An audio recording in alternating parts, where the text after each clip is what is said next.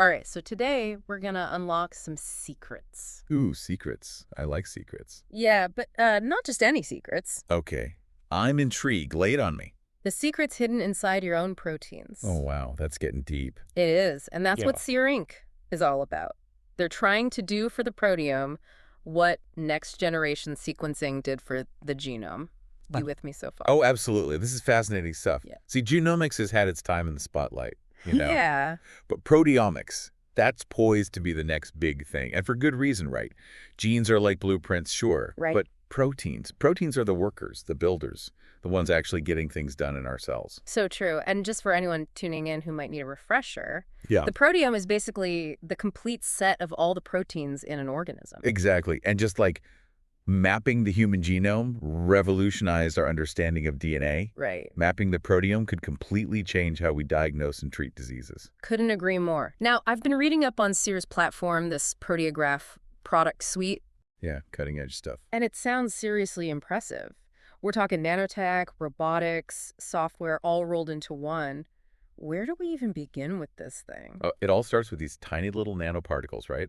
And these aren't your average, everyday nanoparticles. We're talking engineered, super specialized, Oh, okay. designed to like mimic how proteins naturally interact. Yeah, stay. And that lets them bind to very specific targets in your blood. Hold on, back up for a sec. So we're talking about capturing specific proteins from, like, a tiny blood sample. You got it. That's amazing. Yeah. But how do we know what we've caught? How do you analyze all those proteins? That's where the magic of mass spectrometry comes in. Oh, yeah, I've heard of that. It's basically this high-powered protein identifier encounter. Okay. It tells us exactly which proteins are there and how many of each one. And when you combine that with Seer's nanoparticle tech, well, let's just say it gives us a whole new level of detail about what's happening inside your body, all at the protein level. Wow, that's mind-blowing. So it sounds like Seer's trying to become the Illumina of proteomics, like the go-to platform for any kind of large-scale protein analysis. Exactly. They want to be the gold standard. Okay, I'm sold on the science. It all sounds incredible, but can they actually make it work as a business? What about the money side of things? That's the million-dollar question. Right. And that's what makes Seer such an interesting case. I mean, first off, you got to look at the people behind it. Right, I was just looking at these reports here. Yeah. And the leadership team is seriously impressive. We're talking Dr. Omid Farokhzad, Harvard professor, serial entrepreneur, alongside these scientific heavy hitters like Dr. Robert Langer, Dr. Philip Ma. And they didn't stop there. They brought in top execs from companies like Illumina, the genomics powerhouse. Yeah, I know Illumina, big name. So that mix of scientific brains and business savvy, that tells me they're serious about both innovating and actually bringing this tech to market. That's a powerful combo for sure. But, the proteomic space is getting crowded, right? It is. I'm seeing names like Olink, SomaLogic, even giants like Thermo Fisher popping up in our research. It's a competitive field, that's for sure. But what sets Seer apart is their approach. Okay, how so? Well, they've developed this proprietary nanoparticle tech, right? Yeah. And it's a game changer because it lets them capture a way wider range of proteins. Better than the competition. Wider and with greater sensitivity, too. It's like they're casting a bigger net and reeling in a whole lot more data. Okay, that makes sense. But how do you turn all those proteins into profit? What's their business strategy? Well, they're using this really clever razor and blades model. Okay, I've heard of that one. Go on. So they sell or sometimes lease these SP100 instruments. Those are the robots, right? Yep. The ones that automate all that sample processing with the nanoparticles. So that's the razor. Bingo. And the blades. Those are the nanoparticle consumable kits that labs need to run each experiment. I get it. So every time a lab wants to do some research, they got to come back to Seer for more blades. Exactly. It's a genius way to create this steady stream of recurring revenue. It's a model that works really well in the life sciences. It's a classic for a reason. But are they actually getting any traction? Are labs buying into this? They are. And they've been super strategic about it. For example, their collaboration with Thermo Fisher. Oh, yeah, I read about that. That's a pretty big deal, right? Huge deal. Partnering with a giant like Thermo Fisher gives them instant street cred. Plus, they get access to this massive global network of labs and researchers. I can see why they'd do that. But isn't it a bit risky, too? How so? Well, I mean, Thermo Fisher could easily become a competitor down the road, right? It's definitely a double-edged sword. They gain a lot from the partnership, but they need to stay on their toes, keep innovating. So it's like this delicate balancing act. Yeah. They need those partnerships to grow quickly, but they can't fall behind technologically, or they're toast. For sure. Now, let's talk about their stock performance. It's been a bit of a roller coaster, hasn't it? Oh, yeah, it's been a wild ride. Their IPO back in 2020 was a huge success. I remember that. But then, the market downturn hit and their stock took a bit of a tumble. As things do. Exactly. Yeah. And that just shows you, right? Investing in a company like Seer, it's high risk, high reward. Yeah, they're not profitable yet, are they? Not yet, but that's pretty common for a company that's still in growth mode. True enough. But I did read that they have a good chunk of cash on hand, mostly from that IPO. Yeah, they do. And that gives them some breathing room, some time to really execute their strategy. Makes sense. So let me get this straight. We've got this company with a bold vision, super advanced technology, a top-notch leadership team, and a really smart business model. Sounds about right.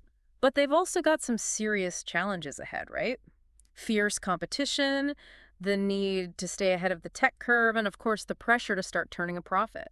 Exactly. So the question is, can they pull it off? Can they live up to all this potential? Well, that's what we're here to find out. We've laid the groundwork, but now let's really dive into what Seer's success could mean for healthcare. And what could mean for you, we'll pick up there in part 2. Okay, so let's shift gears a little bit here. Yeah. We've talked about the tech, the leadership, how Seer's approaching this whole proteomics thing. Yeah. But now let's talk about what it all means for healthcare. Okay, yeah, let's get into that. Because, if Seer really can make this happen, make deep proteomic profiling as common as a blood test, the implications are huge. Okay, paint me a picture. What could this future look like? Okay, so imagine this. You go to the doctor, Rady. Yeah. And they're like, all right, we're going to order a proteomic test for you. Okay. Just like ordering a cholesterol check, super simple. Yeah. But instead of just getting a snapshot of your lipids, you get this detailed look at thousands of proteins. Oh, wow. Like revealing early signs of disease, predicting your risk for stuff down the line, and even helping your doctor create like a personalized treatment plan just for you. So it's not just about what's wrong with you now, Right. But like what could go wrong in the future. Exactly. It's about shifting from reacting to healthcare problems to being proactive, identifying and addressing potential problems before they even become serious. It's a game changer. It is. It is. It's like having this personalized early warning system for your health. Wow. It sounds like something out of a sci-fi movie. Oh, no, right? But it could actually be real. It could. It really could. Okay, so what kind of diseases are we talking about here? Oh, the big ones.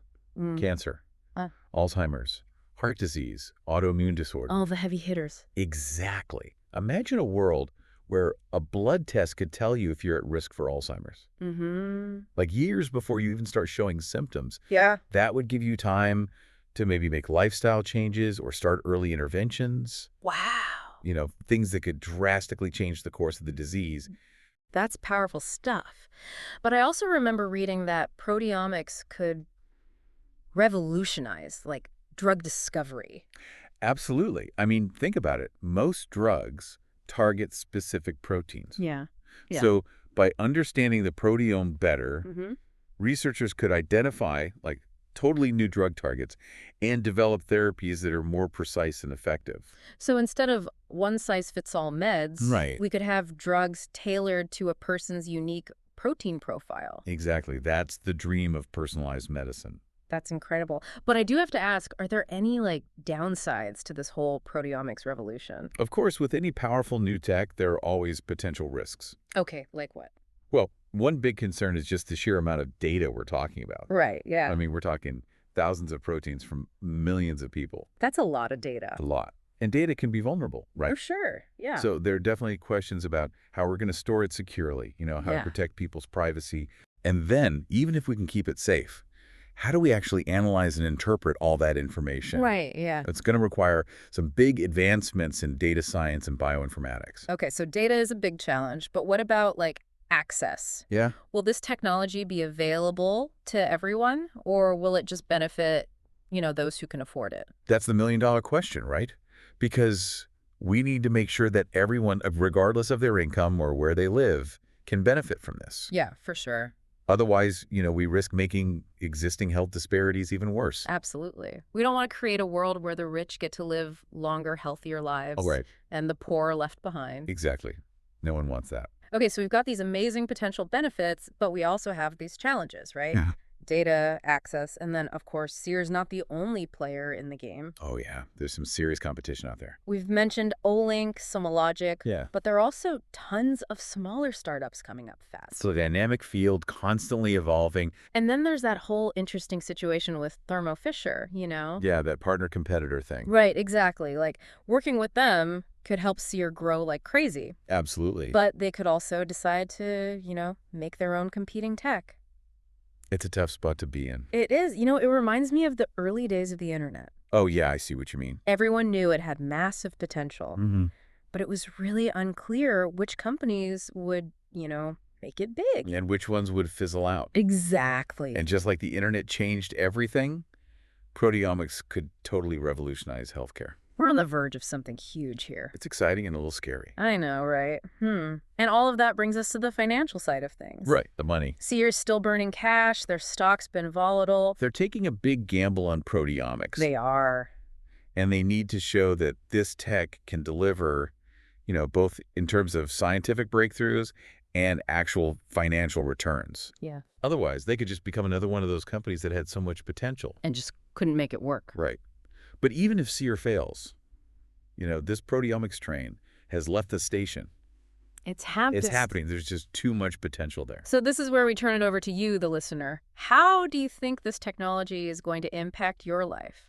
What are your hopes or maybe your concerns about the future of proteomics? Yeah, it's definitely something to think about. Yeah. And we'll explore some of those broader societal implications in the next part. All right, so we've talked about how proteomics could, totally change healthcare. Yeah, all the data challenges and all that competition. Right, exactly. But let's zoom out for a sec. Think big picture. Okay, I like it. What if Seer really hits it big? What could the world actually look like in, say, 10 years? That's a big question. It is. But an interesting one. I mean, imagine a world where chronic diseases, the big ones like cancer, Alzheimer's, heart disease, Yeah. we could detect and treat those so much earlier. Oh, wow. Potentially, extending lifespans, improving people's quality of life. Extending lifespans. Whoa, that's a huge idea. It is. It is. It would definitely, challenge how we think about things, how our systems work. Yeah, for sure. What would that do to society? Right. It could change how we approach healthcare entirely. How so? Well, instead of waiting for symptoms, like we do now, Yeah. we could be monitoring our proteomes proactively, Okay. catching those tiny changes that signal disease, way early on. Like the ultimate preventative care? Exactly. But it brings up a ton of other questions, too. Oh, yeah, like what? Well, think about it. If people are living longer, healthier lives, what happens to things like retirement, Oh, yeah. Social Security, our whole idea of a career? Right. Our whole system is built around a certain lifespan. It is. And longer lifespans could, put a strain on healthcare systems, Yeah. retirement funds, all of that. We'd need to rethink how we work when we retire. Maybe people would work longer, Maybe. but with more flexibility. Yeah. Or maybe we'd see, multi-stage careers. Yeah, interesting. People reinventing themselves professionally multiple times throughout their lives. It's like we'd have to redefine what aging even means. You got it. Yeah. Those traditional milestones might shift completely. And that makes me think about access, we talked about how proteomics could make those health disparities even worse. It's a real concern. How do we make sure this tech benefits everyone? That's the key question. It's not enough to just develop this stuff, right? No. We need to make sure everyone can access it. That means affordability, making sure it's available everywhere. Yeah. And even health literacy, helping people understand what it all means. It's a huge challenge. It is, but it's essential. We can't create a world where only the wealthy get to live longer, healthier lives. That's a scary thought. It is. We got to have these conversations now while it's all happening. Yeah. So we can shape this future in a way that benefits all of us. I totally agree. So we've covered a lot of ground today. From how Seer's technology works, The nuts and bolts. to all the potential, but also all the challenges. It's complicated. It is, but it's clear that something big is happening here in healthcare. It really feels like we're on the edge of, a major shift. And Seer is right in the thick of it. Yeah, with their vision and their tech. Whether they make it or break it. The next decade is going to be fascinating to watch. It really is. Well, it's been amazing exploring all of this with you. It's been a journey. But now we turn it over to you, the listener. Yeah. What do you think? If Seer's bet pays off and we enter this world of, early disease detection, Longer, healthier lives. what will you do with all those extra years? What are your dreams? What impact do you want to make? That's the question we all have to ask ourselves. It's an exciting time to be alive. It really is. Thanks for joining us for this deep dive. We'll see you next time.